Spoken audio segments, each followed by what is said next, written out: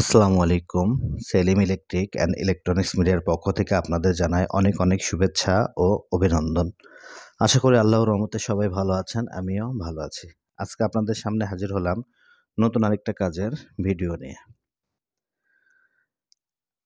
আজকে আমি আপনাদের একটা অন টাইম ডিলে সার্কিট তৈরি করে দেখাবো।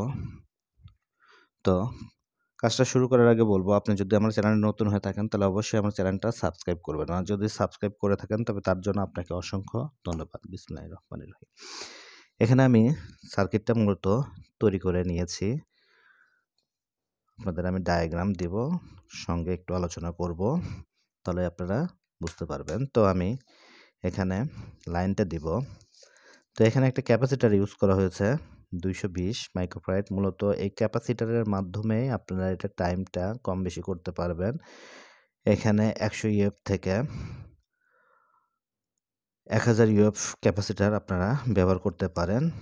মোটামুটি ওটা দিয়ে আপনারা টাইমটা নিয়ন্ত্রণ করতে পারবেন। আর এখানে অবশ্যই 5 ভোল্টের রিলে ব্যবহার করবেন। আমি এখানে যদিও 12 ভোল্টের রিলে ব্যবহার করছি, আপনারা এখানে 5 ভোল্টের রিলেটাই ব্যবহার করবেন। তো দেখেন আমি এখানে কানেকশনটা দিয়েছি। হ্যাঁ, দেখতে পাচ্ছেন এটা অন হয়ে গেল।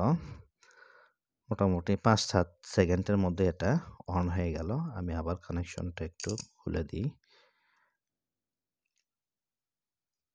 দেখেন আবার দিলাম। হ্যাঁ, তো এখানে আমি এটা ছোট্ট একটা ক্যাপাসিটার লাগাইছি, যেটা আমি বললাম যে মোটামুটি এটা আপনারা ক্যাপাসিটারের মাধ্যমে এটা টাইমিংটা কম বেশি করতে পারবেন। তো এখানে দেখেন দুটা ট্রানজিস্টর ইউজ করেছি, একটা বিসি 547 অথবা 48 আর বিসি 557 অথবা 58। এই দুটো ট্রানজিস্টর ব্যবহার করে আপনারা কাজটা করতে পারবেন। এখানে 4টা রেজিস্ট্যান্স ব্যবহার করা হয়েছে, একটা 1 মেগা আর 3টা হলো গিয়া 1K ওহমস রেজিস্ট্যান্স। একটা 1 মেগা ওহমসের আর 3টা হলো গিয়া 1K রেজিস্ট্যান্স। একটা বিসি 547 আর একটা বিসি 557 ট্রানজিস্টর।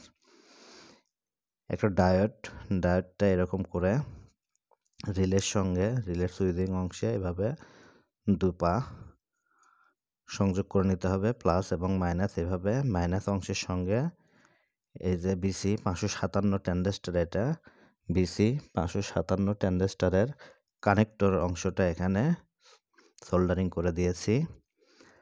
557 ট্রানজিস্টরের কানেক্টরটা এরকম মাইনাসের সঙ্গে সোল্ডারিং হবে।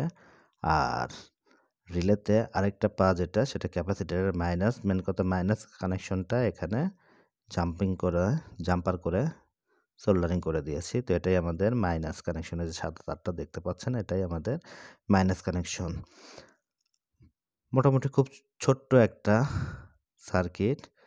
মোটামুটি আপনারা এটা দিয়ে কাজটা করতে পারবেন।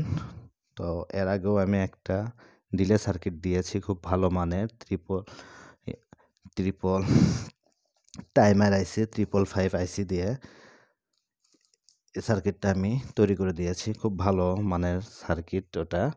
এটাও আপনারা ব্যবহার করে দেখতে পারেন। তো আমি এটা ডায়াগ্রামটাই দিচ্ছি, যেহেতু সার্কিটটা আমি তৈরি করে ফেলেছি ওই জন্য কাজটা দেখাতে পারলাম না। জাস্ট যেভাবে বললাম আপনারা সেভাবে এই কাজটা করবেন। ডায়াগ্রামটা নেন। হ্যাঁ, ডায়াগ্রামটা স্ক্রিনশট দিয়ে নেন।